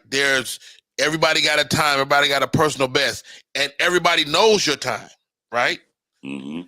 And so sometime as an athlete, you have to forget everybody's time, including your own, and just go, because what you don't know is the day when somebody falls, or the day when somebody has an issue, or a day when so you have to forget everything you know and just be your best self in that moment. Mm-hmm. Yes. And that's the words I live by most recently. Man, all right. Let's bring my girl back on. Shawnee Scott, let's finish this entertainment. All right. Oh, yeah. We got to go back to Dave Chappelle. This is a good one for you guys. 3 comedians here, right? Yes. Okay. So the young man that attacked Dave Chappelle on stage, we'll come to find out the gun was a fake, but it did have a knife. He never intended to hurt Dave. But what he wanted Dave to do is recognize that he was hurting an entire community, and it triggered him because this young man is bisexual. He's a single parent. He's a single father of a 5-year-old. He was also homeless, and he was molested when he was young. What they got to do with Dave Chappelle? That's a lot going on, though. That's just a lot, man. That's just a lot. He said that Dave should speak to the community about what he wants to joke about first. So, as comedians, let me ask you all. Nobody doing that. I don't check with my family about jokes. I know that's right. Yeah. Yeah, let alone going out to the damn homeless shelter asking. So how do you? I mean, how does one group of gay people? That's so ridiculous. That they're not a monolith either. That's like somebody saying, "Oh, you can do black jokes, but you got to ask all the black people." And then 3 black people say it's okay, but the rest of us like, no, it's not. Like, how do you even get a consensus? Because a whole lot of gay people not mad at Dave Chappelle, and a whole lot are. So yeah. But you know, Rodney, you probably heard some. I've talked more. I've been the craziest talking person on stage. Jokes about Michael Jackson. You know, I've done jokes about Martin Luther King. I've done jokes about Magic Johnson when he had AIDS and everything. And I I couldn't get away with it. They told me I was too raw and too dirty, but Dave do it in a way where they accept it. But I was saying the same exact content. Now let me ask you this: have you ever did a joke that you wanted to take back? That you, like, for whatever reason, it was too personal or whatever. Have you ever did a joke you was like, maybe I shouldn't have done that? Bo. Yeah, I did a joke about Martin Luther King, and I stopped doing it because I used to do this joke to Martin Coretta. What was it? They said, Coretta, I want you to lick my balls. Something I used to do. And man, people like, oh. Come on now, Coretta. Come on now, Coretta, going down there. Take care of me.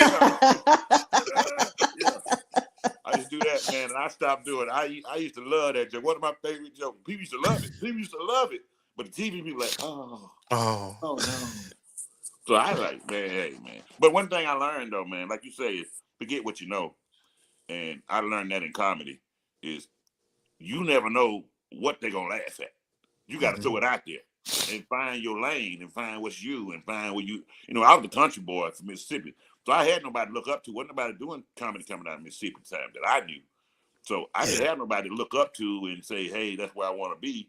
I had to learn on the fly. So the first time I went in a comedy club, I got pulled up on stage that night by Linnell. Linnell pulled me up on stage that night. Wow. And like, hey, he looked good. He could, they like, man, go up there and tell some jokes. I said, man, I didn't know what y'all doing in here. I had never been to a comedy club in my life.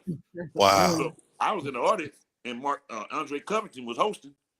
And he like, that dude, that's funny. I talked to him outside. He's funny. And he need to be up here. And Linnell, crazy as she is, came pull me up on stage. And Get I started out of here. talking. And that night, Rodney, while I was on stage, Sarah from Apollo, she was booking Apollo at the time, Sarah Raymaker? Not Sarah Rainmaker. Another, Okay. Yeah, it might have been Sarah Rainmaker booking Apollo at the time.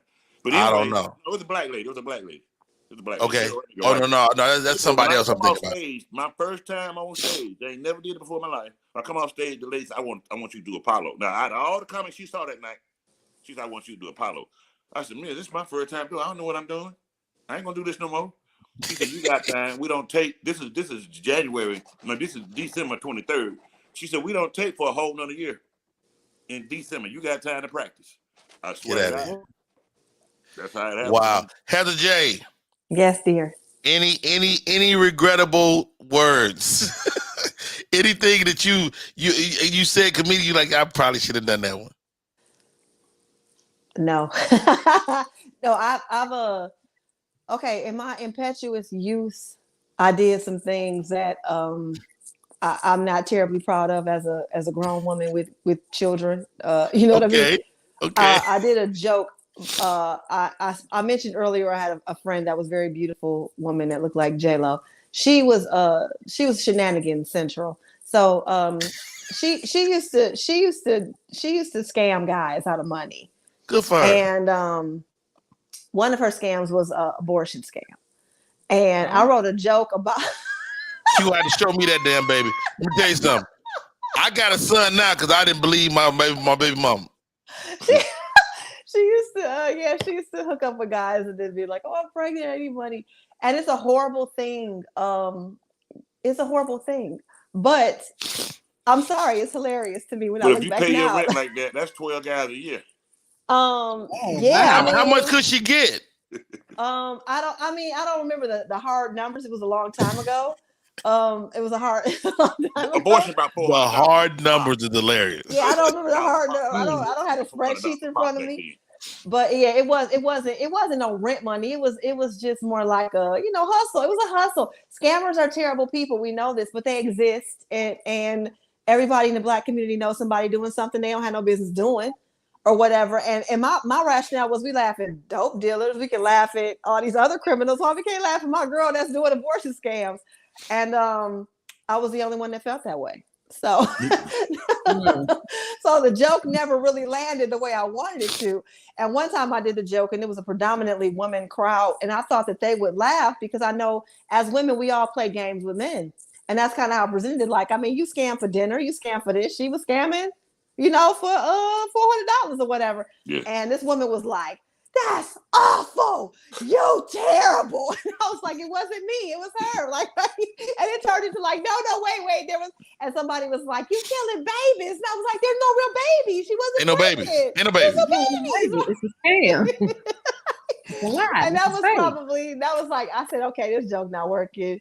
But one day I'm gonna figure out how to make that joke work. Because I'm sorry, if I think about it today, I still laugh. It still tickle you. I see it. Now's a bad time to bring it up. You know, we're going through a little bit. They just got rid of the Roe versus Wade.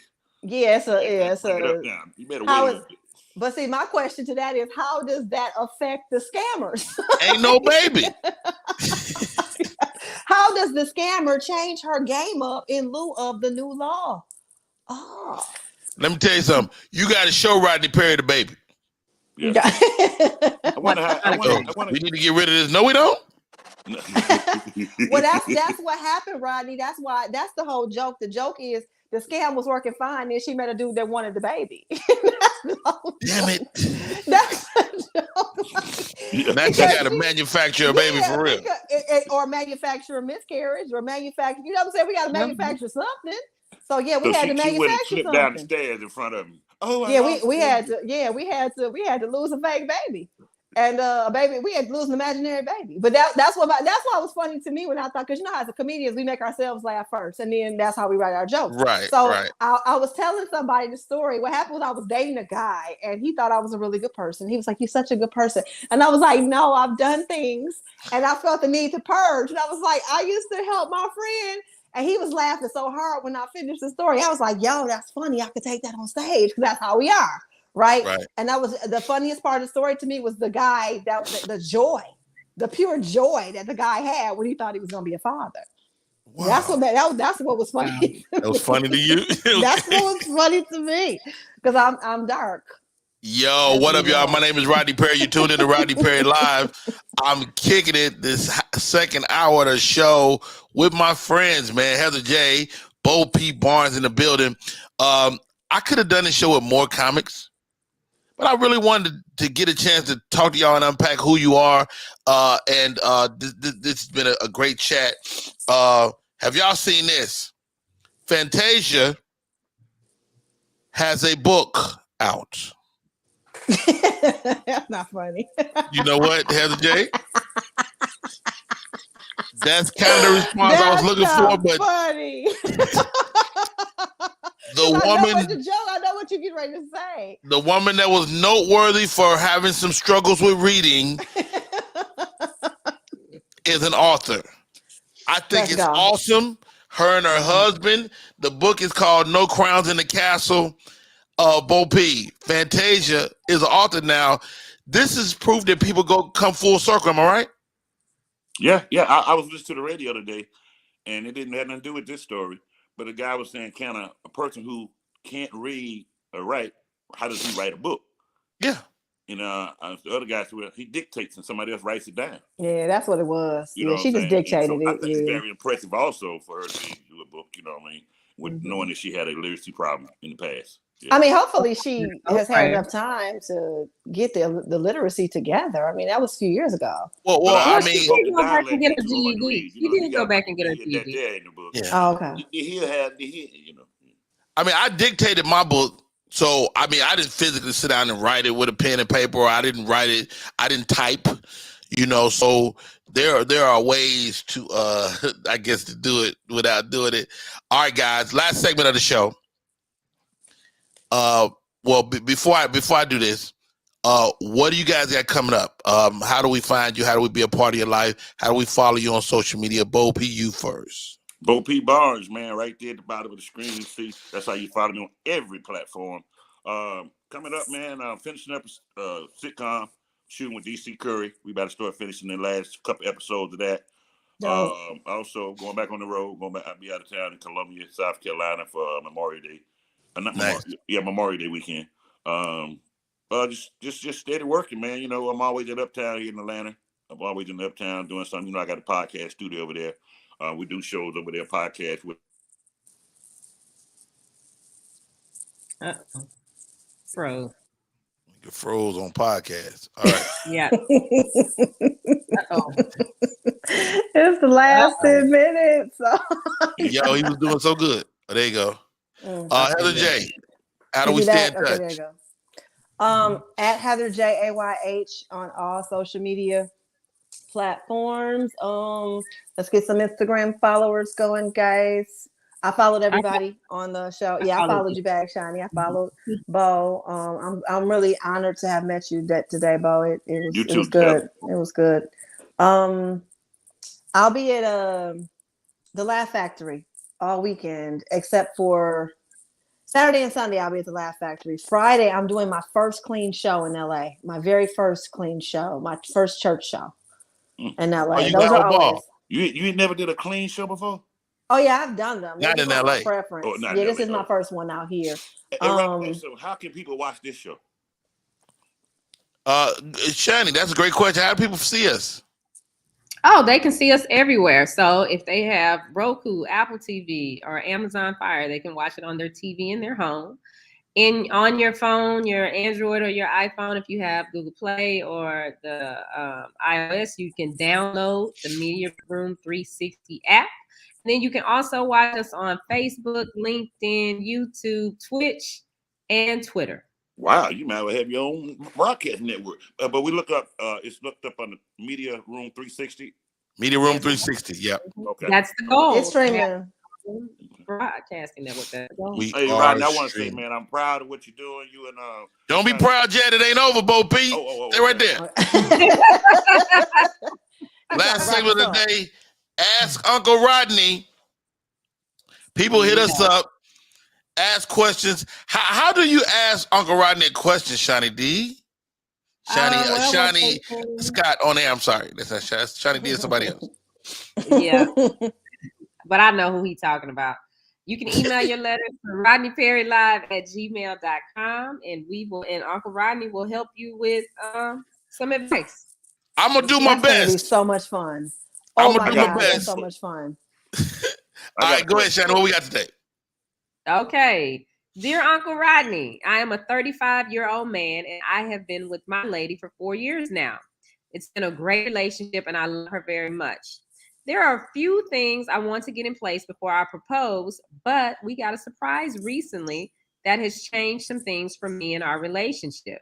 She recently told me she's pregnant, and while I should be happy, just like any man would be, I am not an ordinary man. You see, before I became Jonathan, I was Sandra. I fully transitioned when I was 23, and while my penis is functional, I do not produce sperm. It hurt. I'm hurt and I don't know what to do or say next, since I could not possibly be the father of the child she's carrying. Should I cut my losses and end the relationship or tell her about my past and see where it goes from there? Oh, my God. I can't unpack all that in 9 minutes. Heather J, give me your 30 seconds on what this person need to do. Tell people you a trans man when you date them so that they can lie better. Because obviously she didn't lie. She lied because she thought if she ain't know, if she didn't know you was born a woman, she wouldn't even waste her time with that lie. She'd have told a different lie. Why is the young lady your friend that used to scam back in the day? It's the same girl. It's the same girl. Ain't no baby. Ain't no baby. Go ahead. Go ahead. The hot beat. Bo P, 30 seconds. What does she need to do? What he need to do? Run. For both of y'all. I mean, you need to run. Hey, your balls. He need to run till his balls drop again. That's what he needed to do. Again? That's why he ain't got no sperm. His balls done went up too high. Oh God. Okay, here goes. Uncle Rodney says this. Y'all both are lying sacks of shit. So how about this? Y'all belong together. You need to come clean, tell him who you are, and that we not having no baby. And if we are, we gonna love this baby because it belongs to somebody else.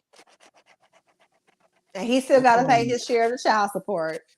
We definitely need him. Tell him we got to kick in. We got a baby. Well, is there a baby? Well, she Well, said it seemed like she cheated. Yeah, it seemed like she cheated and she's trying to pass the baby off. I'm not that baby's pappy. I have a question about the working penis part. I have so many questions. I have questions. I don't know if they can get it to. I mean, from what I understand, you can create a penis, and it can be pretty, But I don't know about maintaining an erection. That's the part that confuses me. And there's obviously no ejaculation. So the whole thing that men do when they go, like that's not there. Whoa. Who make that sound? Who does that part? Who made that noise? I have questions. I have questions I need a safe space to ask because I'm not trying to offend nobody's group. I'm not Dave Chappelle. I'm not taking LGBTQs. We're gonna all stop right now. We need what the straighties need. The straighties need a safe space forum where we can just ask dumbass questions that are smart to us that are dumb to them. Like, but how? Like, we just need a place we can be like, but how? And break it down. We need Schoolhouse Rock for LGBTQ. Hilarious. Yeah, we do. I think this is a penis. All right, y'all. Enough about penises. The name of the show is Rodney Perry. This is Rodney Perry Live. Thank you to my guests, Mr. Bobby Barnes, Miss Heather J, Shiny Scott on air. Always keeping a brother down. Tomorrow, special guest, Miss Kiki Richardson. She has a book called The Other Woman's Code of Conduct. Kiki Richardson will be on the show tomorrow. Steve Harvey, think like a woman. Think like a man. That's like Steve Harvey. Think like a man, act like a woman. She's saying how to be a You got to tune in, Bo B. My co-host tomorrow, Mr. Anthony A.D. Dimmer and JP Justice out of New York City. And you guys have been great. That is our show for today. Love you guys. Thank you for coming on, Bo B, Heather J. I love you. Appreciate y'all. Very first show. I will never forget you guys. Till next time. Congratulations, Rodney. Congratulations, Shanny and Rodney. Good job, man. Yeah. Thank you. All right.